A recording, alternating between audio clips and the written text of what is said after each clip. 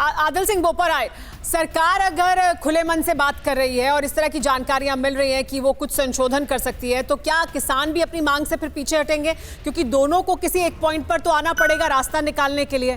क्यों अभी तक तो उनकी मांग ये थी कि हम तीनों कानून रद्द करें, इससे कम पर राजी नहीं होंगे। संशोधन के साथ सकारात्मक रूप से आगे बढ़ेंगे किसान?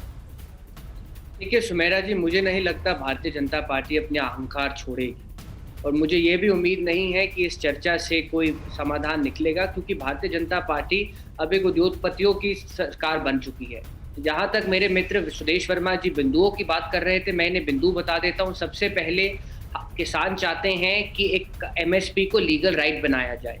अब ये जो करंट कानून है, आदिल सिंह बोपराय जी, हम इन बिंदुओं पर लगातार रोज चर्चा कर रहे हैं, पिछले काफी दिनों से चर्चा कर रहे हैं और अभी भी हम लगातार वो दिखाएंगे, तो वो बहुत लंबा हो जाएगा।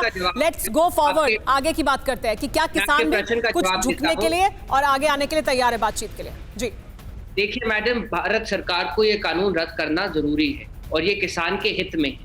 कल तक हमें ये आतंकी और खालिस्तानी कह रहे थे, अब ये कोई और भाषा बोलते हैं। ये भारतीय जनता पार्टी का दोगलापन दिखा रहा है।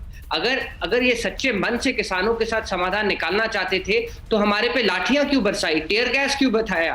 और ये मुझे बताइए, ये कौन सा लोकतंत्र है कि जहां कानून थोपने के बाद ही चर्चा कर रहे हैं?